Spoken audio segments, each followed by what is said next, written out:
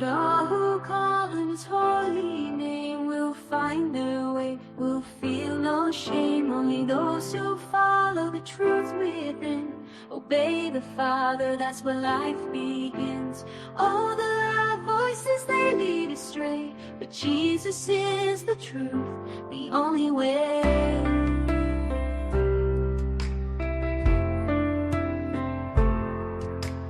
Enter through the narrow gate, for the gate is wide and the way is broad that leads to destruction in the false facade. Many walk that path and don't see the sign, but the gate is small and the way is divine. The road to life, oh so few will find. In the light of love, leave the darkness behind. Salvation is a gift, it's not of our hands, not by the works or binding demands. It's free for the lost, for the weary soul. Come to Jesus, let him make you whole.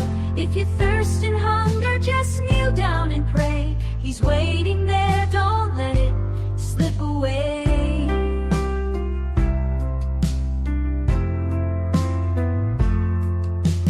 Enter through the narrow gate, for the gate is wide and the way is broad that leads to destruction in the false facade.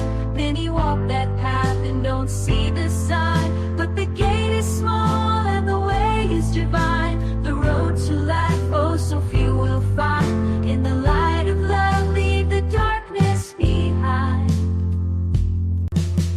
Enter through the narrow gate, for the gate is wide and the way is broad that leads to destruction in the false facade.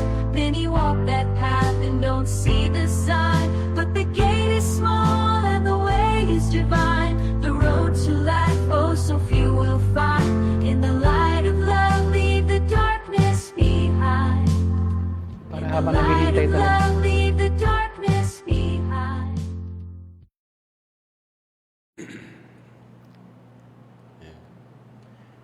Magandang gabi po sa lahat ng mga susubaybay at nakasubaybay ngayon sa ating live podcast pa rin dito sa The Narrow Gate Ministry. At welcome po muli. Kami nagbabalik dito sa atin pong third episode ng The Narrow Gate Ministry, yung Roman Catholicism. Pastor, magandang gabi po, Pastor Ramil. Hanggang gabi, Pastor Derek.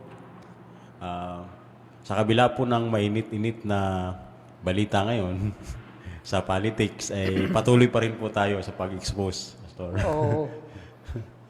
Kasi talagang magkaiba naman ang state at saka ang church. Opo. So hindi tayo masyadong makikialam sa church, sa politics, pero makikialam tayo sa iglesia, lalo na pagka yung mga maling ang katuruan, dapat talagang ituwid, no? Dahil sa Biblia, maging si Pedro ay itinuwid ni Apostol Pablo. Opo. Noong si Pablo ay nalaman niya na itong si Pedro ay ayaw nang makisama sa mga hintil. Noong dumating yung mga kasamahan ni Santiago na mga Hudyo. Natakot si Pedro na baka siya'y husgahan itong mga kapwa Hudyo. Siya ay nag-iba ng katuruan. Opo. Marami pong ganyan ngayon, Pastor. Tagapagturo, nag-iiba. Napipressure. Pressure sila. Pag na-under na pressure na, nag-iiba. Medyo. Kaya nag-compromise na siya Opo. sa mga Jews. Kaya sinaway siya directly, head-on, ni Apostle Paul. Talaga sinabihan niya na mali ka, Pedro. Paano mo maiinganyo ang mga hintil na sumampalataya sa Diyos at sumama, no, sa Kristyanismo kung ikaw mismong Hudyo ay ayaw mong makisama sa mga hintil dahil sa iyong pagkatakot sa mga kapwa Hudyo na gustong gawing Hudyo itong mga hintil. Gustong ibalik sa katuruan ni Moises yung mga hintil na dating wala namang katuruan o kautusan ng Moises.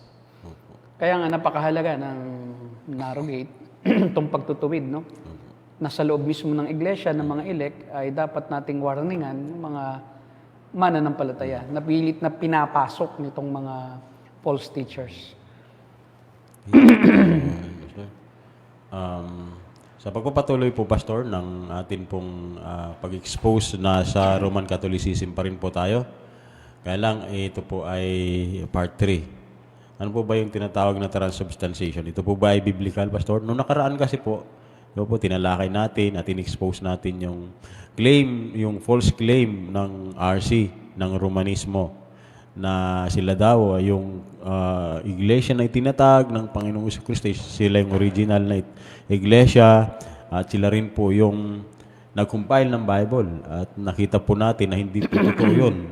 Through history at ganoon din sa scripture. So, ngayon naman ay, although marami po mga false teachings, na mga theological na kamalian, ito pong Roman Catholicism, Pastor. Isa po sa maling katuruan, unbiblical na katuruan nila, tatalakayin po natin yun. Tungkol po sa transubstantiation.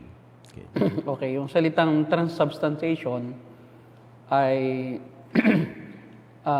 self-explanatory, no? Yung substance nagtatransform into something that isn't that is not the same with the same substance. So Transfer. a substance or an element will become another element or substance. It will be transformed into another, which is very different from the former state of that substance. In this case, pag sinabing transubstantiation ng Catholicism ay it refers to the yung Eucharist, yung kanilang celebration of the Lord's Supper during Holy Communion, which is also called Eucharist, meaning yung pagbabago yung muling pag-aalay ng buhay ng katawan at dugo ng Panginoong Jesucristo sa sa oras noong pagkukumunyon o yung pag-alaala, pagdiriwang ng kanyang kamatayan doon sa krus.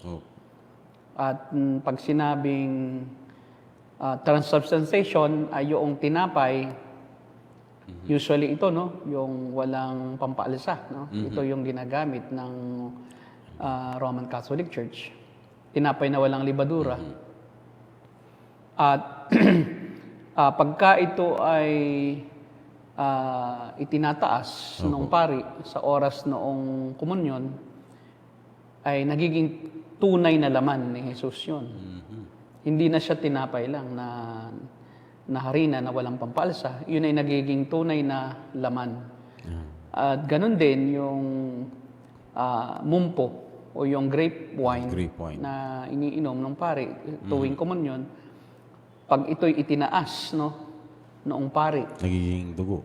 sa itaas ay may nagaganap na himala o mystical na pangyayari, o miraculous event na nagiging tunay yung dugo. Kaya pagbaba noong kopa na may laman noong grape wine, yun ay ganap ng dugo ni Kristo, tunay na dugo.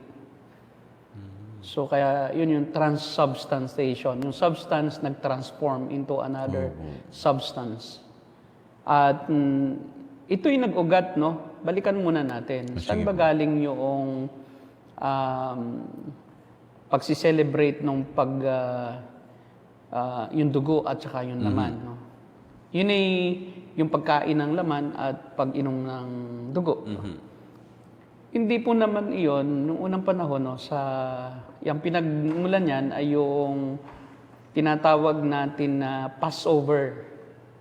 Yung gabi na noong ang mga Israelita ay pinapalabas na ng Diyos mula sa Ehipto.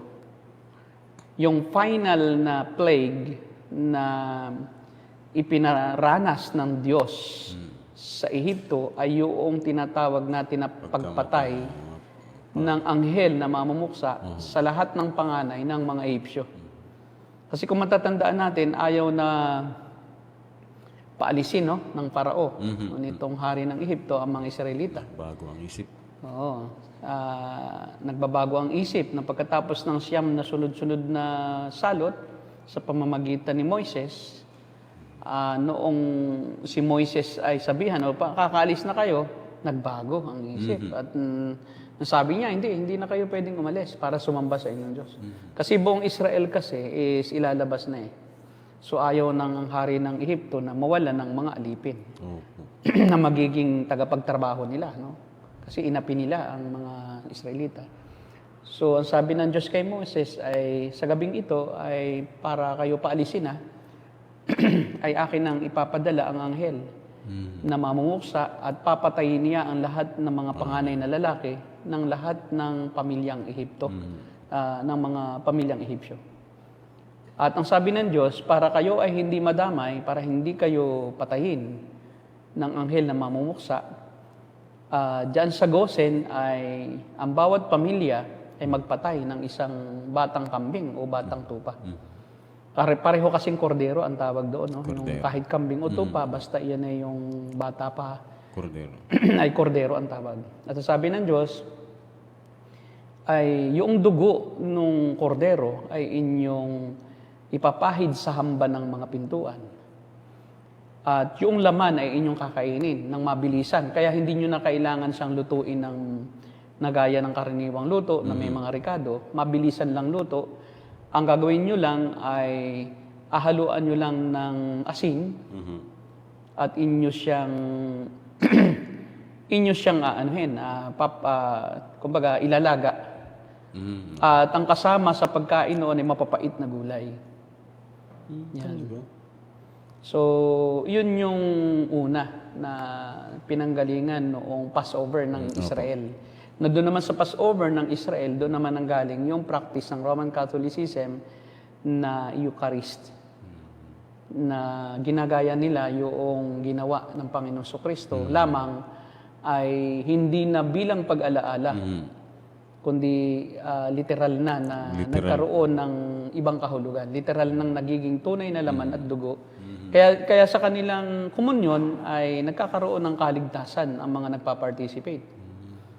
Dahil mayroon uling sacrifice. That's sacrifice of Jesus Christ. When you eat the bread, it becomes the body of Christ. So you will be cleansed from your sins. It has a mystical effect. So when you drink the blood of Christ, the literal blood, it will clean you from your sins. It will clean all your iniquities. The problem is, yun namang tinapay lang naman ang nakakain ng mga miyembro ng Romano Katoliko. Ay, nga, no? Kung hindi naman sila nakaka-participate doon sa kasi mahal. Grape wine yun, mahal yun. So kung paiinumin mo kahit na isa-isa rin, paiinumin mo kahit konti ay matagal ang proseso at saka magastos. Kaya ang ginagawa, yun na lang pumipila at yun na lang isinusubo yung Ostya. Yung ostya ang tawag natin. Ito'y tinapay na walang pampalsa. Yung pala yun. Pure na harina. Ngayon, yan yung history. Ngayon, ang problema dyan is, ginanap na ni Jesus once and for all yung paglilinis ng kasalanan. At ang sabi nga niya, nung siya ay nasa krus, it is finished. Na ang meaning ay wala nang kailangan pang gagawin pa na paghahandog. Hindi na kailangan pa ulit-ulit na ihandog ni Kristo ang kanyang sarili para sa kapatawaran ng mga kasalanan.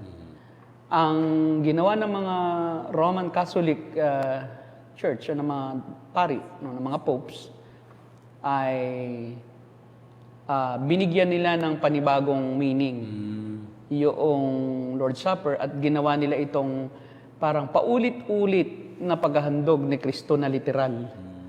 Na naghahandog siyang muli ng kanyang dugo at ng kanyang katawan doon sa krus. Niliteral pala po nila, no?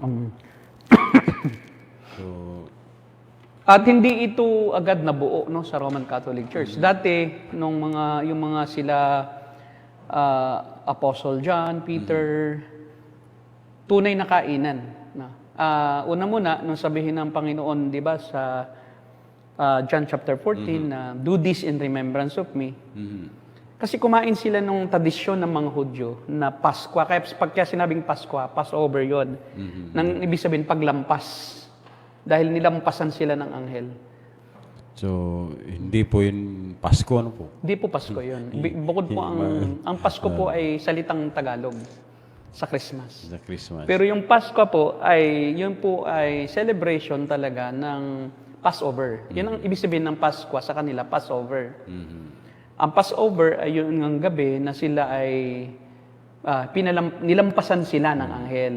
Kaya hindi sila pinatay yung mga panganay. At namatay lahat ng mga panganay. Ngayon ay siyempre, iyakan lahat ng pamilya ng mga Ehipsyo dahil lahat naman may panganay no, sa pamilya. Di natakot sila na baka mamatay na silang lahat. Kaya sila'y pinalis. At ang sabi ng Diyos, panghabang panahon ninyo, nagugunitain ang gabing ito. Na kayo'y magsiselebrate na ng tinatawag na Paskwa o Passover meal. Passover. Sa Passover meal, ganoon din, no? Mayroong pinapatay sila na hayop, tapos yung laman ay kinakain nila. Pero hindi nila literal na iniinom yung dugo, ano? Yung mga Hudyo. Hindi rin naman ininom ng mga Israelita yung dugo ng kordero. Ipinahid lang naman sa hamba. Hindi naman sinabing kainin nyo, no? Hindi rin naman nila kinain ng hilaw yung laman ng kordero. Niluto, inilaga. Na may kasamang mga mapapait na gulay. Kasi haste in haste na kasi. Kasi pag pinaalis sila, aalis na kayo agad. Kaya this meal is done in haste. Mabilis ang pagkain. Kaya di na kailangan magpaalsa pa ng tinapay. Kasi pag nagpaalsa ka pa, sorry, pag nagpaalsa ka, kailangan ito ay dumaan ng 3 to 4 hours eh. Matagal po. Kaya walang pampaalsa. Another thing, kaya hindi gumamit ang Diyos ng pampaalsa, kasi yung pampaalsa is mayroong mystical connotation sa mga Egyptians. Kasi ang pampaalsa, na-discover yan ng isang Egyptian. Na yung yeast ay, kumbaga, wala dating pampaalsa ang mga tinapay. Kumbaga, harina lang, tapos pag kinain nila matigas. Ngayon, accidentally, no, sa term nila, accidentally ay mayroong napanis na pagkain. Tapos nawisikan o nahaluan itong masa noong napanisan na pagkain, na tinubuan ng yeast ng amag. Ngayon, ang effect pala ng yeast ng amag, pagka yung inilagay sa masa ng harina, pinapaalsa niya. At natuklasan nila na pag niluto mo yung tinapay na nahaluan ng amag, ng yeast, no, ay masarap. Fluffy siya. Ngayon, nung panahon ngayon, ang isipan ng mga Ehipsyo, may Diyos na gumawa nun. So, it has something to do with idolatry. Kaya pala po ayaw ng Diyos na gano'n. Walang libadura. Ayun, yeah. Kasi kahit sa New Testament, ang libadura o pampaalsa is symbol of evil. Kasi yung historical background na ang isip ng mga pagano ay mayroong involved na isang espiritu dyan na siyang nagpapasarap. So ang Diyos-Diyosa nila ang gumawa noon. Kaya ayaw ng Diyos na sa pag-alis nila ay yung connotation na yung Diyos-Diyosa ng mga Ehipsyo ay magkaroon pa sila ng koneksyon, yung pagkain na yan. Na gugunitain nila yan taon-taon. Kaya may Passover, Feast of the Passover ang tawag. O piyesta ng tinapay na walang libadura. At yun yung nagaganap 50 days before the Pentecost. Yung Pentecost ay ito ay pag-aani. Pentecostes. Pag-aani. Kaya nga 50 days after the Sabbath, ginaganap iyan tuwing Sabbath, yung before yung pagsamba, Sabbath day. Yung official one day, once a year, Sabbath na ipinagdiriwang nila, yung Lord's Supper. Sorry. So, Pastor, bagaman ito po ay hindi talaga biblical, ano po, na itong Dance of Disease ito, at ito ay dahil lang sa tradisyon po ng mga ng Romano Katoliko, may video po na binabanggit din nung taong ito yung ilang talata sa Bible para maging supporting verse niya. Okay, sige. Tingnan po natin. Ito uli yung dati, no? Iba po ito, Pastor. Iba naman. Opo. Yan, medyo lampasan natin ito, Brother RJ. Yung dun sa lang, sa transubstantiation siya. Siguro lampasan natin yan kasi Ganon din naman yan eh. Paulit-ulit na lang. Yung isa lang. Yan siguro. Sa una, isa pa. Yan. Baka ito. Church Fathers yan eh. Ay, tungkol sa Church Fathers naman yan.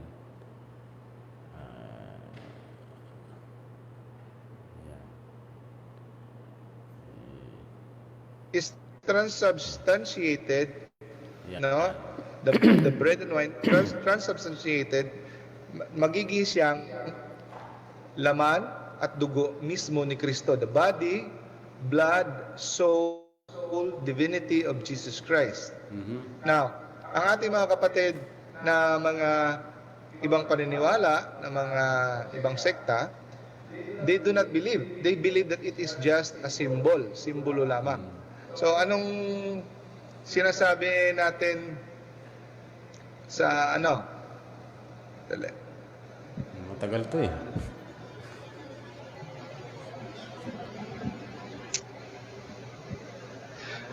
Ano yung Medyo scholastic kasi yung dating nito eh. verse na proof verse natin? Tagal nga. Yan, John 6:53 to 56. Opo, yan ang batayan. That is metaphor eh, no? Hindi, metaphor yan. That is not a literal statement. Whoever eats my body and drinks my blood, hindi naman po pwede yun na literal. Cannibal ka noon, di ba? So, Dracula ka ba? Aswang ka ba? No? Ang gumagawa niyan, yung mga aswang. No? Yung Dracula. Si Dracula sa West. Dito naman sa ating Aswang. mga manananggal. Di ba? Ano ka Tik-tik. ba, manananggal ka ba? No? So, pag sinabing metaphor, it is symbolic. Because if a statement it is impossible, if a statement is impossible to be communicated literally and to be applied literally, and it will be going against Natural. our common sense, ang natural natin o common sense. Common sense naman, ba't mo naman iinumin yung dugo ng tao? Cannibalism. Di ba? Hindi cannibal ka noon. Ba't mo naman kakainin yung laman ng kapwa mo tao? At higit sa lahat, kung si Jesus ay tunay na Diyos at tunay na tao, kumakain ka rin ng Diyos. Di ba? Kinakain mo ang Diyos, kinakain mo rin ang tao na si Jesus. Opo. So, theonibal ka, hindi ka lang cannibal. Theonibal. Nakakain ng Diyos, ano? O, di ba? So, buti pa mag-arnibal ka na lang, no? Kasi masarap pa, di ba? Magsunog ka ng asukal at yun, arnibal yun. Arnibal Kaysa na. ikay maging theonibal at cannibal, no? So, napaka simplistic naman ang pagkaintindi ng mga apostol dito. Dahil sa history, pag sila'y kumakain ng huling hapunan, pagka sila ay nagsiselebrate, kita mo sa 1 Corinthians, talagang sila'y umiinom ng alak. At talagang sila'y kumakain ng pagkain. Kaya nga lamang, nasobrahan. So, dahil nga symbolic, ang nangyari naman is, nagpiesta sila. No? Hindi na nila inalintana yung kahulugan noon. Kaya nga sabi ni Pablo noon sa unang Corinto chapter 11, wala ba kayong sariling bahay para kumain? 'Di ba? Kasi dapat hindi na diyan kayo magsi-celebrate ng parang piyesta na. Yan ay in memoriam lang yan eh. Ba in memory or in remembrance of me, yun naman ang sabi ng In Panginoon. remembrance of me. So ibig sabihin, kakain ka nung mismong actual na hapunan na yun. Hindi mo kakainin yung laman ni Kristo. At saka ang dami namang laman ni Kristo yan sa buong mundo. So, yun ang pinagkatay-katay, di ba? Kung literal, di ba? So, anong nangyayari niyan? Sumobra na sa actual na laki ng katawan ni Kristo dahil ilan namang simbahan ang nagsiselebrate niyan. Tapos ito, kung gawin mong literal, di mga tinapay, pinagpira-pira sa mo, naging tunay na laman. Ang dami ng laman, no? Ilang katawan na iyon ni Kristo? So, baka aabutin na ng libu-libong katawan ni Kristo na. Libo-libo. Pati ang dugo niya, hindi na normal na ganoon lang na 16 liter, ilang litro ba ang dugo ng tao? Hindi na ganoon kalaka, kunti lang kasi ilang pari ang umiinom niyan sa buong mundo. So hindi na siya, Kaya hindi pwedeng literal eh. Dadami ng katawan. Di ba? po, Kung gawin mong literal, tapos nagiging literal iyon, o di nawala yung katawan ni Kristo sa langit. Di ba? Kinakain mo ngayon. Oh, ito yung nakikita ko po, Pastor. Kaya pala pag you have taken that one such thing literally, kailangan i-consider mo lahat. Oo, Magiging literal. yes. Oo, kasi pag literal ang pagkaunawa mo sa isang bagay, di literal din dapat ang consequence. Oh, yun. Literal din ang effect. O di ba, pag kinain mo yung katawan ng Diyos, anong gagawin mo? Idudumi mo. Biro mo, idinumi mo ngayon yung naging TAI. Po. Di ba sa atin, pangit pakinggan, pero naging tai ang Diyos. Okay lang sana kung TNG. Pero mo, naging tai ang Diyos. Naging tai si Kristo. Gawin mong literal, kainin mo si Kristo, dito rin na naman, kinain mo. Anong mangyayari sa laman pag kinain mo? Di ba itutunawin ng bituka mo yan? Baka po hindi matutunaw kasi may mystical na ano. Hindi, literal nga. Literal eh. Literal nga na laman di ba? Kita mo, nagiging literal blood and literal flesh. O di, kung naging literal na laman, di, tutunawin mo. Yung dugo, iiihi mo. Iniihi mo ngayon ang tao na Diyos. At ikinain mo ang tao din na Diyos. Pero mo ang laking kapusungan mo, na ginawa mong tai ang Diyos. Hindi ba ninyo nauunawaan yan na kung i-interpretin nyo yan sa literal, magiging literal din na tai yan? Literal lahat. Literal na ang laman eh. Hindi man sinabing pagkakain nyo ng laman, nagiging itong hindi na tunay pagdating sa tiyan. Nababago uli, di ba? Nagtatransubstantiate uli, nagiging namang hindi na tunay, nagiging tinapay uli. Hanggang saan, sa parte ng iyong lalamunan, nagiging tunay lang na laman, sa labi lang ba? O pagdating sa internal organ mo? Paano pagdating sa, sa small intestine mo? Mystical na. May ano na.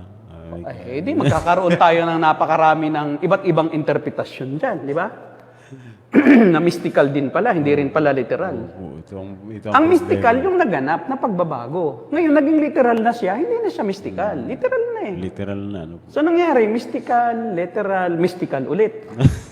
Para wag nating idumi ang katawan. Bago-bago. Ano po? O sobrang nakakapangilabot yung ganitong katuruan na yung laman at dugo ni Kristo, iinumin at kakainin mo yung laman. Yung dugo, iinumin mo. Tapos idudumi mo rin. Tapos idudumi mo rin. Anong tawag mo doon? Kaya nga, sa totoo lang po, kung ikaw ay mayroong common sense, hindi mo matatanggap ito eh. Hindi mo matatanggap ito. Kung papairalin mo, may common sense naman lahat. Opo. Kaya lang, hindi pinapairal. Hindi pinapairal nung iba eh. Hindi nag-iisip. Hindi nag-iisip. Hindi pa isipin mo naman. Ngayon, ito ay na-develop lang over time. So, yung mga unang iglesia, talagang kumakain sila ng tinapay lang at saka umiinom lang ng grape wine. Kaya nga lang, nasusobrahan, nag-celebrate na sila, nagiging parang, yung parang ginagawa ng mga Muslim na Ramadan na rin. Na naglalasingan, kaya nga sabi ni Pablo, doon sa unang Korinto, chapter 11, yung iba ay namamatay na. Kasi bakit? Hindi na kumakain, nasusobrahan na. Tapos hanggang kinabukasan, nagiinom. So, hindi na sila kumakain. Mamamatay talaga. Kasi walang laman ang tiyan eh. So, nalalason ang katawan. Pag sobrang wine, kahit na mahina ang proof niyan, kahit na yan ay 5% proof yan, makakalason pa rin kung wala ka ng tigil. Yung iba kasi, lingguhan na ang ginagawa na pag-iinom. At ang nangyayari, dahil sila ngay lasing na, nagkakaroon na ng, ano yung tawag doon? Meron nga sa Tagalog na tawag, galas, ginagalas. Nagwawala na. Imaginein mo, sa Panginoon ang celebration mo, tapos nauwi sa suntukan. Kaya nga sabi ni Pablo, ano ba kayo? Nag-aaway-aaway na. Kaya kayo na mangangamatay eh. Di ba? Kasi ginagawa nyo na sinasalaula nyo ang pagdiriwang ng pag-alaala sa huling hapunan na ginawa ng Panginoon. Opo. Wala ba kayong sariling bahay para doon kayo kakain at doon iinom? At isa pa ang nangyayari, sila ay hindi naghihintayan at nagkakaroon na ng faction. Kanya-kanya na. Between the rich and the poor. Siyempre, yung mga mayayamang mananampalataya sa Korinto, ayaw nilang ibigay doon sa walang dala yung kanilang pagkain. So, tayong may dala. Kanya-kanya. Nagkanyahan kasi sabi ni Pablo, yung iba umuwi na. Yung iba naman kadarating pa lang. At yung iba, nagbubukod-bukod. Ayaw nilang ibigay yung kanilang baon na pagkain kasi may ulam na yon. Hindi naman yung ano ang ginawa kasi ng mga iglesia, hindi na yung literal lang na walang libadura. Talagang piyesta, kainan, tinapay, trigo, pagkain, Talaga karne. palang ano? Kompleto na sila. Di ba? Yung iba pulutan lang ang habol. Yung iba naman wala, hindi ko kailangan pulutan. Gusto ko tong grape juice, tong wine. So hanggang sa barkadahan na ang nangyayari. So sabi ni Pablo, kaya nangangamatay kasi kayo. Hindi yung ang ginagawa naman ng iba, mamamatay ka daw pag hindi ka nagsisi sa kasalanan mo. Hindi yun. Namamatay sila dahil dapat lang talaga magsisi. Pero hindi yan ang dahilan ng kamatayan nila. Kung hindi, yung dahilan ng kamatayan ng ilan lang sa kanila. Hindi naman sinabing marami na sa inyo ang nangamatay. Ilan sa inyo? Ilan sa inyo? Maaring mga 5. Ganun, ilan lang eh. Hindi naman sinabing marami. Pag 10 na, marami na. 15 na. Kasi mayroon talagang walang patumangga na nag-inom na, wala namang dalang alak. Nakikiinom lang. Nakikinom na, nagalit. Ay nagalit. Yung ano. Sabi nung nagdadala, kayo lagi, puro kayo, libre. Oo. Sinaksak. Yun. Biruin mo. Mamulong, galing mo mamulong. Hindi naman nagsaksakan. Exaggeration na lang natin. Ayun, bibiro lang. Kasi nga, ganun ang nangyayari. Sinasalaula nila yung paggunita. Kaya po yan, malinaw naman, do this in remembrance of me. Si Kristo mismo Hindi naman po. sinabi, do this literally. Do this so that I can die again and again every Sunday, every Mass. Do this so that I can continue to forgive your sins every time you celebrate it. Wala namang ganoon eh. Sinabi niya, tapos na nung sinasa cross, it is finished. At isang tanda na tapos na talaga yung paghahandog sa templo, ay during that time na mayroong naghahandog, di ba, sa templo, nawahak Opo. yung tabing. Kasi Sabat talaga si Jesus Christ namatay.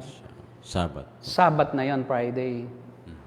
Malapit na ang Sabat. Kasama na kasi siya yung hapon ng Friday kasi is included na eh. Sa preparation na yon ng Sabat. So Thursday sila nag Lord's Supper. Supposedly dapat yun ay Friday night. Pero kasi mamamatay nga si Jesus ng Friday. Opo. So, before, yung Sabat kasi is, sakop na niyan yung 6 o'clock eh. In the evening yan. So, wala na dyan na magluluto, wala na dyan wala. Kaya di ba, agad silang inilibing. Kasi kailangan sa araw ng Sabat, walang patay na maiiwan sa labas. Ililibing dapat agad. Kasi sacred day. So, ngayon, anong nangyari? Noong ang Panginoong Hesus ay mamatay, ang sabi niya, piniprepare na ang ang templo. So habang ang mga naghahandog kasi everyday naman ang paghahandog eh. Opo. Everyday ang paghahandog. Ang minsan lang sa isang taon na paghahandog ay yung sa loob ng dakong kabanal-banalan. Yung Holy of Holies. At yun ay ginaganap during the exact day, yung Sabbath day. Yung Day of Atonement. Yan. Ngayon, papasok na sana yung naghahandog itong mga doon, sacerdote sa holy place. Nung mamatay ang Panginoong Hesus, biglang nawahak yung tabing doon, yung kortina na naghihiwalay between the most holy place at saka yung holy place. Dito sa lugar kung saan naghahandog, biglang nawahak o nahati yung makapal na tabing na naghihiwalay doon sa dalawang chamber, mula itaas hanggang ibaba. At nabuksan yung Holy of Holies. Nakita ng mga sacerdote, yung Holy of Holies, nabukas na. Ngayon, anong ibig sabihin? Kaya sabi ng manunulat ng Hebrew, doon sa Hebrews, ay pumasok si Jesus sa dakong kabanal-banalan sa langit. Yun ang symbol na nang si Jesus ay mamatay sa krus, pumasok na siya sa dakong kabanal-banalan ng langit upang ganap na linisin na ang kasalanan. Kasi sa tuwing Day of Atonement o doon sa araw ng paghahandog na isang beses sa taon, ay pumapasok ang pinakapunong sacerdote, yung chief priest, pumapasok sa pinaka-holy place, the most holy place o Holy of Holies, at siya naghahandog din doon para sa kanyang sarili yung dugo ng toro para sa pamilya niya at dugo ng kordero para sa Israel. Mm. At yun ay winiwisik doon sa Kabanantipan. Grabe pala ang ano nun. Ngayon, ibig sabihin malinis na. Nang si Jesus ay mamatay sa krus, wala nang hadlang sa pagitan ng Diyos at ng tao. Hindi na kailangang ulit-ulitin pa yung paglilinis ng kasalanan taon-taon para sa buong bayan ng Israel o para din sa lahat ng bayan na may sumampalataya kay Kristo. Si Kristo na pala ang... Tapos na. Kaya yun ang ibig sabihin ng naganap na. Tapos na ang paghahandog. Malinis na, nilinis na ganap ni Kristo ang dumi ng taong makasalanan sa harapan ng Diyos. At siya'y pumasok na sa dakong kabanal-banalan upang once and for all, hindi na kailangan pang maglinis ng kasalanan. Hindi na kailangan pang maghandog. Pero ang doktrina ng Roman Catholicism, Kailangan. na paulit-ulit na inihahandog ang katawan at dugo ni Kristo tuwing misa ay ganap na salungat sa katuruan ni Kristo. Hindi nila kinikilala yung kaganapan, yung fulfillment, yung pagiging final na sacrifice ni Jesus para sa kapatawaran ng kasalanan ng tao. At ang nangyayari pa ngayon ay ang pari, ang mga papa, ang nagiging kasangkapan para maging laman at dugo ni Kristo yon. Dahil without the ministry of the priests, there will be no transubstantiation. Only the priests can perform that miracle. Aba, sila ay naghihimala, ano po? Yes, so that's why there are many false teachings behind yung single act of baptism of Lord's Supper nila, Lord's Supper. yung communion. Napakaraming maling doktrina. Una, hindi sila naniniwala doon sa fulfillment ng ganap na paglilinis ni Kristo at pagpapatawad ng kasalanan ng tao sa pamamagitan ng kanyang paghahandog. Yun yung supreme sacrifice of God. Ayaw nilang paniwalaan. Ikalawa, muli nilang isinara yung tabing. At sinasabi nila na hindi pa rin ganap na makakapunta ang tao sa Diyos. Kailangan pa ang pari. Kaya di ba sila nagpe-perform? So, Nga po eh. without a priest and ultimately the Pope, man cannot go near God. Man cannot go directly to God. And he cannot pray to Jesus directly. What he needs to do is to go to the priest if he has committed a sin and ask for during the yung tinatawag natin na kumpisal, confession, the priest is the one who is authorized to give yung parusa, yung kung gaano ang ibibigay niya na kaparusahan. Sila ang Kung nag-decide. anong dasal ang dadasalin, kung ilang ama namin, kung ilang Baginong Maria, at kung ilang luwalhati. Naku po. Sila rin ang nagpiprescribe noong yung kaparusuhan o yung pampaluwag-lubag loob na gagawin nung kanyang miyembro ng Roman Catholic Church para ang Diyos ay mapatawad siya. So, ang priest pa rin ang pupuntahan. Opo. So, anong nangyayari? Christ is not enough. Christ is not the only mediator between God and man. It's also the priests. You cannot go directly to God. You must go through the priests and finally the Pope so that you can come to God. Oo, parang nag-disregard na po si Jesus Christ pala Yes, so yun ang isa pang maling turo doon. And then dinagdagan pa nila not only the priest but Mary, Joseph, all the saints. But ultimately the Pope, because the Pope is the vicar of Christ, Vicarius Christus ang tawag. Naku, napakalaking pananagutan sa Panginoon itong mga to. Kaya nga ito ay malaking kapusungan at walang kapatawaran until magsisi sila at manumbalik sila sa tunay na katuruan. Yung pure gospel of Christ, that Christ is enough, Christ is the only way to the Father. No one comes to the Father except through Christ. If there is another gospel, sabi ni Paul, Galatians 1:8, Opo. let him be accursed. Kung may magtuturo ng iba sa itinuro namin na si Kristo ay sapat na siya lamang ang daan patungo sa Ama at siya lamang ang tanging nakapagpalubag-loob sa puot ng Diyos Ama sa pamamagitan ng kanyang minsanang paghahandog para sa kasalanan. Kung hindi iyon ang turo ng isang tao at may iba pang daan at may iba pang paraan para ang tao makapunta sa Diyos sa pamamagitan ng kanilang sariling handog, pakasumpain siya. That's why I'm very, very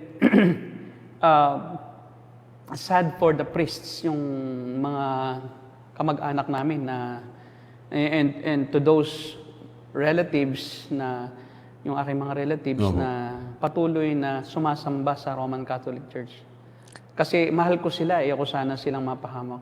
Kaya inaabot ko sila Hanggat may pagkakataon, hanggat ako'y welcome pa nila, ituturo ko sa kanila na si Kristo lang ang daan. Ako'y tumitigil lang pag ayaw na nila. Pero hanggat kaya ko at hanggat welcome ako sa bahay nila, I see to it that they would hear about the true gospel. Because there is no salvation apart from Christ. And there is no knowledge about Christ if there's no preaching or teaching about Christ. The unadulterated gospel. Kasi yung gospel nila, hindi naman talaga yun ang gospel. Adulterated na. Pag hinaluan ang gospel ng maling katuruan, hindi na siya magandang balita. Masamang balita na yan. Ay, hinaluan po nila ng tradisyon ng church. Sabi po ni Dumalaon Algie, ang tanong niya, alak po ba mismo nasa Bible nakakalasing? Alak daw. Nakakalasing din po pag sobra naman. Kasi kahit 5% proof lang ang kalimitan na alcohol content noong grape wine, pagka ito ay ininom mo rin ng walang humpay, nalasing din. di mag-ano rin yun, magtitimo na rin sa iyo yun. Di ba? Kasi padagdag yung 5% Patuloy at patuloy na papasok sa sistema mo. Kung ito ay, like for example, gaya ng ginagawa lang na yung tuwing komunyon, na isang tunggalang, hindi yun makakalasing. Hindi yun makakalasing. Actually, ang alak sa biblical times ay iba sa alak ngayon. Ngayon, ano na Noon ay, ang paggawa ng alak ay fermentation, true fermentation, which is done alinman sa dalawa. Pwedeng ito'y sa tapayan. No? Na yung katas ng ubas, ito po ay tinatapak-tapakan ng tao, yung ubas. Kinakatas. At pagkakatas noon, aalisin yung mga pulp, yung pure na juice niyan ay itatabi yan doon sa either yung tapayan. Gaya nung alak na ginawa ng Panginoong Jesus, no? Yun ang unang paraan ng fermentation. Ilalagay mo lang siya sa tapayan na pwedeng nakalubog sa ilalim ng lupa o pwede rin namang nasa ibabaw, pero matagal kasi ang fermentation pagka sa tapayan. Kasi it will take, magiging suka muna siya hanggang sa maging alak siya. So it will take probably 6 months to 1 year to make a delicious wine out of grape juice. Ngayon, ang ikalawang paraan ng natural fermentation ay through the skin of goats, yung goat skin or sheep skin. So ang gagawin nila, pag bubuuin nila yung balat ng kambing o balat ng tupa, yun ay kanilang pagdudugtungin, tapos tatahiin at papatsihan yung butas. Tapos nagkakaroon lang sila ng butas sa ibabaw, doon naman ilalagay yung kung gusto nila na mas mapadali ang fermentation, doon ilalagay yung katas ng ubas. Kaya di ba yung sabi ng Panginoon na inilalagay ba sa balat ng o sa goat skin o doon sa balat ng hayop na dati mo nang nilagyan ng lumang alak, lalagyan mo pa ba yun ng bagong alak? Hindi. Kasi yun ay maghahalo ang lasa. Isang beses lang siya nagagamit. Yung lalagyan na yun. Kasi gabok, maano na siya, mahina na. Kasi nalagyan na siya mayroon na siyang acid eh. So pagka inilagay mo yung alak na doon sa dati ng ginamitan mo, mabubutas na siya. Yung bagong alak. Yes, yung bagong alak. Kasi matapang ang bagong alak. So kaya yun ay para lang sa isang gamitan. Ngayon, yung tapayan ay pwede rin gawin, huhugasan mo. Kasi yung sheepskin or goat skin, di naman nahuhugasan.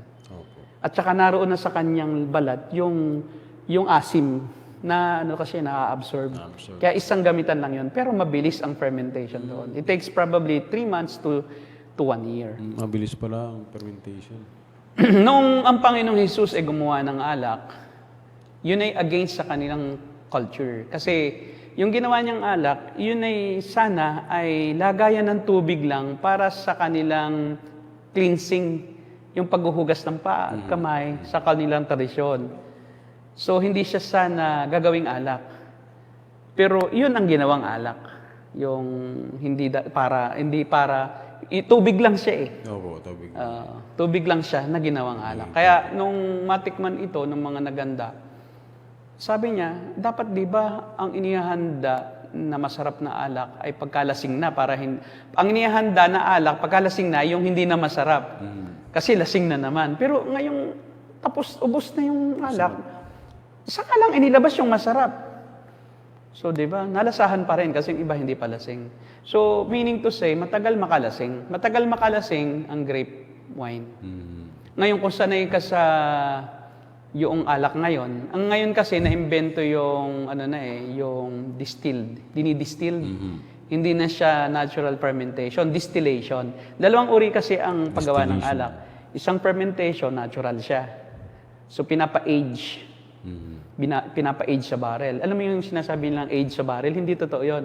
Dinidistill na nila. Ibig sabihin, dumadaan na siya sa chemical process. At usually, ang chemical process sa paggawa ng alak ay pinapadaan sa apoy.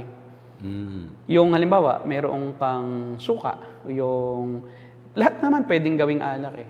Not only yung grape juice, pwede rin yung nipa juice, yung suka, tuba.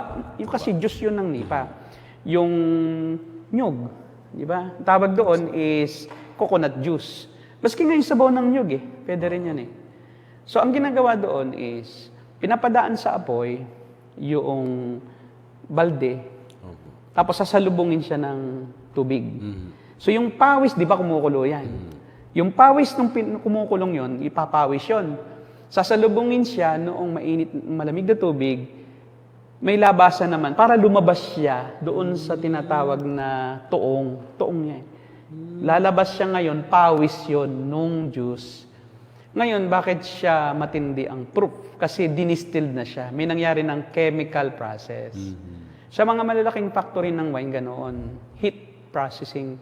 Sa Israel noon, dahil hindi pa na-imbento yon, it is natural fermentation. Kaya iba ang alak ngayon sa alak noon. Ang alak noon ay matagal ang lasing. 1 week na bago ka malasing. Kaya sa kanila, socialization pa rin. Halimbawa, Ngayon hindi na eh. ngayon hindi na kasi ngayon ay may halo na kasi. Kahit sabihin mo pa na grape wine, hinahaluan na rin nila yan Opo. ng tunay may na halo na rin. yung may alcohol na malakas na rin. Alcohol content. Kaya ngayon kahit na isang baso lang, malalasing ka na rin. Kaya nga pag sinabi nating alak ngayon, may connotation ng masama. Opo. Kasi kahit pa sabihin natin culturally, noon umiinom ang mga Israelita, pati ang Panginoon Jesus uminom, hindi naman yung alak mong iniinom yun ngayon. So that's why it's not right to compare between wine during the New Testament times or during the biblical times and the wine today. Opo. And therefore, wine today is not naturally fermented. No. Usually, meron na yung mga alcohol at chemical content. Hinahaluan ng chemical para sumarap at para madali kang malasing. Okay po. Nakakalasing din noon, pero matagal. Tagal. 3 araw.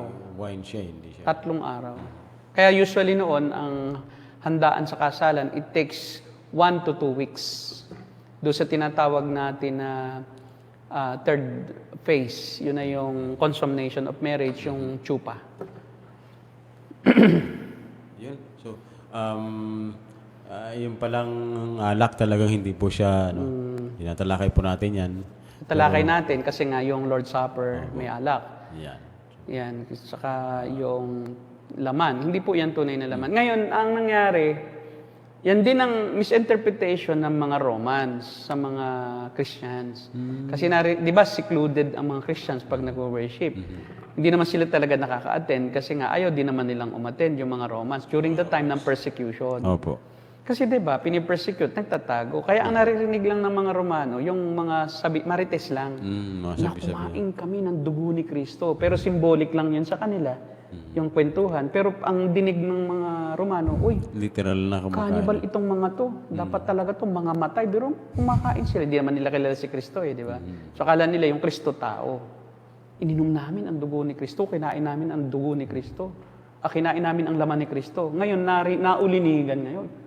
Uy, mga cannibal pala ang mga Kristiyano. Kaya ang tawag sa kanila nung iba, cannibals. Cannibal. Misinterpretation yun. Ngayon, yung misinterpretation na yun, talagang tinutuon ng mga Romano.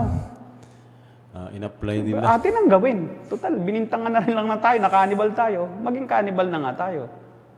Yun ang problema. Tiyonibal pa, kinakain na Diyos eh. Tiyonibal. Dinudumi din ng Diyos. So, it's a blasphemy. Alam niyo, it's blasphemy. Hindi po yan ordinaryong maling katuruan. Pag nag-participate ka dyan at iniisip mong laman yun ni Kristo, ibang Kristo yun. Kasi ang tunay na Kristo po, hindi nabababa ngayon ang kanyang katawan. Naghihintay siya ng tamang panahon sa ikalawang pagparito. Ang kanyang katawan ngayon, nasa langit. Nasa langit. Hindi po yung katawan niya bumababa pa. Huwag ninyong pababain tuwing misa. Bumababa tuwing mesa. Tapos parang sushi o sashimi na inyong kinakatay. At sabihin nyo, itong tinapay, ito yon. Pinipira-piraso. Biruin mo, iyo pa nga yung niluto. Di ba? Napakainit. Tapos sasabihin mo, katawan ni Kristo yun pagkaluto.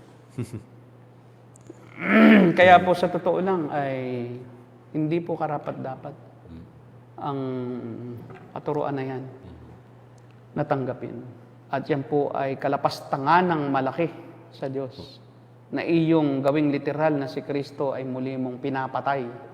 Tama po. At ang pumapatay pa ay mga pare. Nagiging murderer uli kayo. Oo, nagiging murderer. Kasi yung mga inihandog pare. niyo uli eh. Biruin mo. Pinapatay mismo. Pinapatay niyo Katawan, uli. Pinakain. Tapos kakainin niyo pa. Talaga nga po sila yung pumatay kay Kristo. Oo. Mga Romano eh. Oo, tama. Romano Katoliko. Iniro-roleplay lang pala nila. Oo. So, sige. Pinapakita niya lang pala nila kung ano yung kanilang ginawa talaga. So, yun po. Ano pa ba? Mayroon pa ba tayong tanong? Siguro, wala naman. Ayun.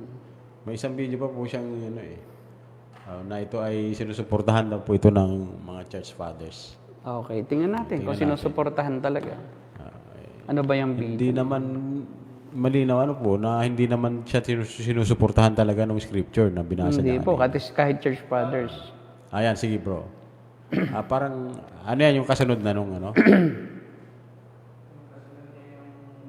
Sige, isunod natin. Yun yung sumunod doon sa video kanina, no?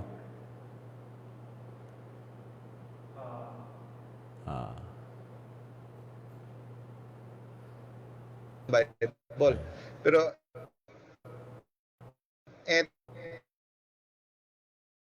ito ang dito tayo hindi nagkakaunawaan.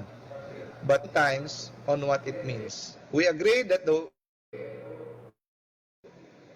Bible, the Word of God, is the inspired Word of God. But we do not agree on what it means. So one way to solve this is to look more close to the detailed text. Tayo sa details sa text, ano ang konteksto, ano ang culture, ang language, ang translation, ang version ng translation ng language, yung exegesis, hermeneutics, isa yan sa mga makakasolve, no? Kung ano talaga. Pero ang problema lang, ang ating mga kapatid na mga ibang sekta, meron din sila kanilang mga research din daw, na ganito daw ang pag-intindi. Okay, so may isa pa yan, may kasunod yan bro. Yan. Sige nga. Parang binabanggit niya doon na ang pag-interpret, in-interpret niya yung scripture na yon na ang nakakonekta doon sa sinasabi niyang exegesis. Na yung daw katuruan na yun, transubstantiation po, ay itinuro din nga ng mga church fathers. Hindi po. Sa totoo lang po, ay na-develop yan po gradually over time. Hindi po. The term transubstantiation was first used in the 11th century. Noong 1200 AD. Opo. BC rather. O AD. 1200 AD. Oh, matagal. 1100 to 1200 AD. Kaya nga, yung belief na ito ay officially affirmed lang at the Fourth Lateran Council in 1215 AD. Mhm. So hindi po siya talaga totoong agad. Ano? So hindi po church fathers. Wala nang father noon. Ang church fathers ay during the first 500 years of Christianity. Hindi na mga church fathers po ang tawag diyan. Mga ano na lang yan, church goers. Yung ama ng iglesia, yung mga nag-umpisa kasi sa iglesia ang ama. Matagal nang may iglesia noong 1000 AD. So hindi na po church fathers pa ang naka-interpret o tawag dito, nag-affirm yung Fourth Lateran Council. Tapos na-develop siya at ginamit siya ni Hildebert de Lavardin, Archbishop of Tours in the 11th century. Yung pare na gumamit ng term na transubstantiation ay si Hildebert de Lavardin. Siya lang, hindi po si Pope Peter ninyo. Hindi si Peter, hindi si Paul, hindi si itong si Origen. Yan, hindi si itong disciple ni John, the beloved. Polycarp. Hindi si Polycarp, hindi po. Wala pong ganun. Hindi po sila kahit kailan, kaya kahit balikan mo ang church history, walang salitang transubstantiation during the first 1,000 years of Christianity. Grabe talagang... Tapos sasabihin nyo, church fathers. So, maling-mali po. Kahit saan nyo tingnan aklat. Maski sa aklat ninyo ng encyclopedia, ng Catholic Encyclopedia, makikita nyo, hindi po yan na-develop until 1,000 plus AD. Maliban na lang, kumata sila ng aklat history. Na tinwist nila yung history. Tapos si Thomas Aquinas ang nag-describe ng proseso ng transubstantiation. Pero ginaya niya si Aristotle. Yung kanyang So kaya po hindi po totoo na yan po ay kasama na agad ng church. So, walang nagturo niya, yung mga apostle, hindi yan itinuro nila. Ngayon, tingnan natin yung CatholicConvert.com. Did Catholics invent the doctrine of transubstantiation in the 12,000 AD? Yes, sabi niya. Thanks, yes. Sabi niya. Sabi niya, it was a development and it took time. It was determined by the Council of the Catholic Church. It is the same with the Trinity. Binanggit yung Trinity. The early Christians believe in one God and in three persons in one God. However, only through the development of doctrine was it given the name Trinity. Di ba? So, ang problema, yung Trinity, biblical talaga. Pero yung transubstantiation, wag mong inambing. Wala Kasi yung Trinity is not a practice. It is a doctrine. Iba naman kasi yung Lord's Supper, it is not only a doctrine, it is a practice. Through your practice, saka lang nyo na-develop na ma-practice nyo na. Kaya nauna sa inyo yung tradition or practice rather than doctrine or theology. But in the case of Trinity, it is very clear even during the writings or during the time of the writing of Genesis, of course, ni Moses, ando na yung Trinity in principle kasi makikita na roon in the beginning, God. And the Spirit of God hovers over the face of the water. And then Genesis 1:20, let us make man in our image. God said, let us make. So, andoon na yung concept ng Trinity. Persons in God. Mayroon palang 3 persons nung pa. Tawag po ba yun? Plurality ng persons? Hindi yun. Talagang person. Yung plurality of, yung kanyang attributes. Yan. Yun ang isang maling doctrine ng iba. Hindi daw yung Trinity, plurality of God's attributes. Yun yung let us make. So, inamin po naman, mismong ang nagsabi po niyan ay yung pong CatholicConvert.com or Defenders of the Catholic Faith. Talagang ano sila, defender. Creator of Footprints of God documentary series. Si Steve Ray. Kasi pastor, medyo may mga iba-ibang katuruan tong mga may mga sinasabi, yung mga nagki-claim na sila ay mga Catholic defender. Pero nagkakaiba-iba po sila. At mayroong nakapagsabi na isang Protestant theologian apologist na malalaman mo talaga yung tunay na katuruan niyan doon sa kanila mismong nakasulat na ito ay mula mismo sa Vatican. Kasi sila mismo, may kanya-kanya rin po silang interpretasyon. Yung kay Ignatius, sabi lang na Ignatius, 107 AD, they even abstained from the Eucharist and from the public prayers because they will not admit that the Eucharist is the self-same body of our Lord Jesus Christ, which flesh suffered for our sins. Ngayon, iba din talaga. Yung, ibig sabihin, symbolism pa rin sa kanila yun. Hindi naman sinabing yung bread mismo. Sinabi Eucharist. Yung mismong event, not the bread itself. But the event, yung communion mismo. Sa kanila kasi, yung mismong substance. So, kung ikay nagsiselebrate, itong mismong event na ito ang katawan at dugo ng Panginoon. Ibig sabihin, itong mga kinakain natin to is symbolic of that body and blood of Christ. Pero sa kanila, yung mismong bread. Yun mismo. Not the wine and bread. Yun noon. But today, wine and bread. At may kumikililing kasi yan. Pag tumaas ba? Kililing. Doon nagaganap yung ano. Saka may tilililing. Tilililing. Tilililing. Kaliwat kanan yun. Ano po yung may usok pa yun eh. Yun naman ay pagka yung sa prayer na, yung panalangin ng bayan. Opo, may incense. Pinapaano yung ano na. Kasi, di ba, para yung panalangin marinig ng Diyos. Ganun pala. Kasi bingi ang Diyos. Bingi ang Diyos nila. Kailangan pang dalahin ng insenso sa langit yung panalangin. Hindi daw kasi maririnig pag walang magdadala doon sa langit. Kaya minimisinterpret nila yung mga salita ng mga Pero sila rin mismo ang nagsabi that the principle itself or the word itself, transubstantiation, ay noon lang 1200s AD. Pero in the concept, sinabi na raw, concept, it's not concept. It's not a concept, but it's their interpretation of that symbol.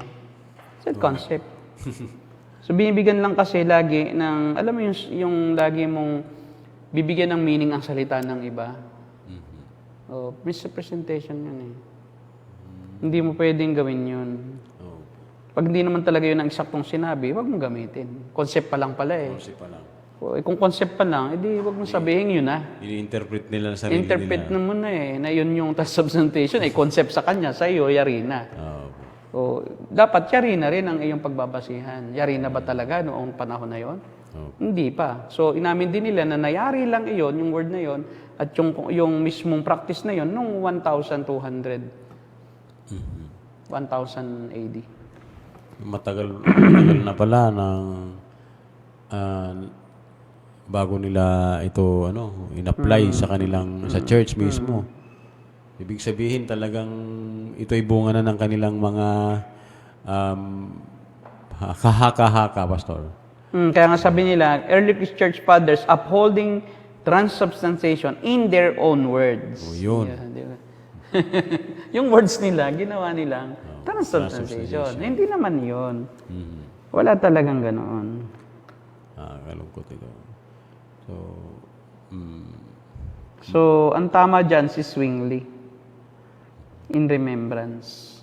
Ngayon, sa panig naman ng mga Protestants, si Luther ay may tinatawag ng consubstantiation.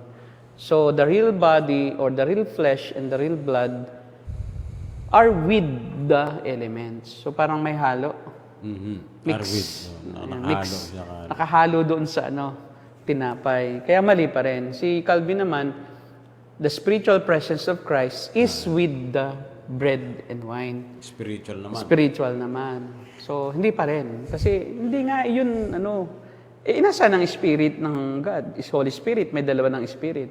Opo. Di ba? Spirit din ni Christ. So, di ba, naniniwala tayo ang Holy Spirit na ang nandito sa lupa. Di ba? And through the Holy Spirit, kaya lang, alam ni Jesus Christ lahat kasi He is one with the Holy Spirit. Yung pala, kailangan pa rin niyang papuntahin yung Spirit niya rito para lang maganap yung Lord's Supper. Magkaroon ng, meron pa rin sabit meron pa rin special. Tama. Oo. Pero yun nga kasi ang nasa kanilang statement of faith yung 1689, ganyan. Nako. Tsaka yung Heidelberg Catechism. Yung 3 forms of unity. Ngayon, Buti lang, lalabas kami doon kasi hindi kami naniniwala. Mas naniniwala kami kay Zwingli. Nakasabayan din naman ni Calvin, ni Luther. Si Luther kasi ang si Zwingli kasi ang nag-iba ng sabi niya it's just in memoriam. Ang intindi ko diyan is yung diwa, yung paggunita na sa oras na ginugunita natin yan, nililinis natin.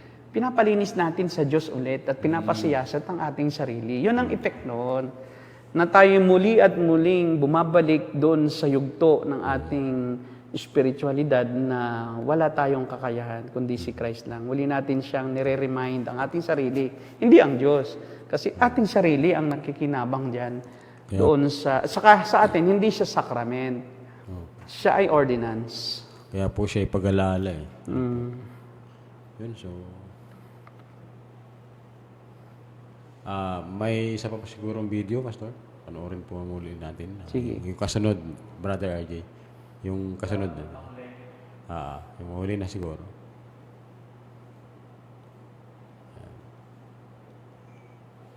Yan si Zwingli at si Luther nag-debate. Talaga po. Over the real presence of Christ in the Eucharist. It took place between October 1 and October 4, 1529. Silang dalawa kasi magkasabayan. Ang piniling sundan ni Calvin, si Luther. Si Zwingli po, hindi naman siya, Geneva siya Alam ko yata po, hindi siya German. Pero nag-debate sila. Opo. Swiss kasi. Swiss po yung Zwingli. Opo. Si Luther, German. German siya. Ano kayang sinasabi nito dito? Panoorin po natin, Pastor. Kasol, hindi tayo matapos yung debate natin kung puro verses lang Ito yung sinasabi. So kailangan natin ng external proof that will corroborate kung ano talaga ang nasa utak ng mga early Christians during the time. So dito ngayon papasok kung ano ka-importante ang mga writings ng early Christians. Ang mga early Christians, ito sila ang mga church fathers. Meron tayong mga dokumento, ebidensya na mga sulat talaga nila na hanggang ngayon nakatago pa at saka na-preserve ang writings nila ng mga early Christians. So diyan, ang writings nila plus ang sa Bible Plus. Yan, di ba? The Church Fathers were influential daw, sabi niya. Yun ang po, ang interpretation po nila ng context at yung exegesis ay kailangan i-interpret yung scripture. Kulang yung scripture. Kulang nga. Kaya nga, hindi daw kasi sila saints. Hindi daw naman sila ordained, yung iba. Kaya hindi dapat, hindi naman kailangan ng ordination ng tao. Ang ordination kasi is tao lang nag-ordain. Meaning to say, tao rin lang pala ang magpapatunay na yung sinabi nila ay sa Diyos. Di tao rin pala ang magbibigay ng pakahulugan doon sa kung ito'y sa Diyos o hindi.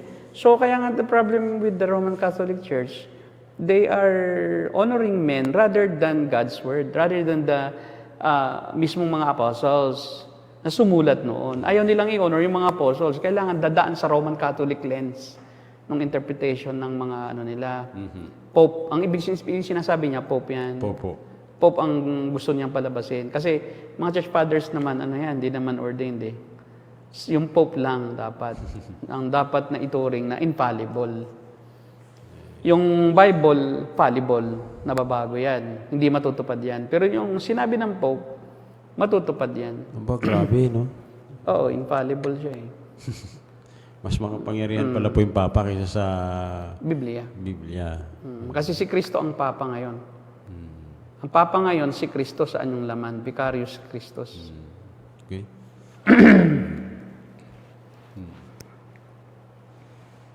Okay? Wala na. Kung wala nang tanong, wala naman tanong ngayon. Kasi busy ang tao ngayon pag antabay sa politika. Ayun. Kaya, Pastor. makakonti ngayon ang ating live viewers. Siguro magpaalam na tayo. At next time, talakayin natin ang iba namang mga kulto Opo. na dapat nating tuunan ng pansin. At from time to time, pwede naman nating balikan ulit. Balikan po natin. Pati yung mga doctrine na ito ng salvation ng Roman Catholic, yung Mary, yung Mariology na si Mary, Mother of God sa Roman Catholic. So tingnan natin yung mga doktrinang iyan sa susunod. Sige, Pastor Derek, tayo magpaalam. Maraming salamat po muli, Pastor Ramil. At, Okay, salamat po ng marami. okay, maraming salamat po sa nagsubaybay sa amin at patuloy kayo matuto. Dalangin namin na kayo po ay hipuin ng Panginoon. Lalo na yung mga makakapanood po nito na mga nasa Roman Catholic Church. So, kayo Mahal ay- po namin kayo, kaya po kami nagtuturo kahit na masasaktan po talaga kayo dahil ang operasyon po para gumaling minsan ang karamdaman Masakit. kailangan ng sakit at ang operasyon kadalasan ang nagiging means para gumaling ang isang sakit. Masakit maoperahan eh. Pero pagkatapos ng operasyon, may kaginawahan naman at may kagalingan. Tama po, Pastor. At higit sa lahat, may kaligtasan ang inyong kaluluwa kung kayo po ay papanig sa katotohanan. Pwede nyo naman pong timbang-timbangin ang aming pong sinasabi at ang sinasabi din po ng mga pari at ang sinasabi din ng Bible. Ng Bible. At nawa po yung Bible ang paniwalaan natin. Huwag po yung sinasabi lang namin o sinasabi lang ng pari. Ano ba talaga ang sinasabi ng Biblia? Dahil ito lang po ang katotohanan. So, maraming salamat po muli at babalik po kami. Kita-kita po tayo sa Thursday, alas 8 rin po ng gabi. At ito po ang The Narrow Gate Ministry. And we are the Cult Busters. God bless you.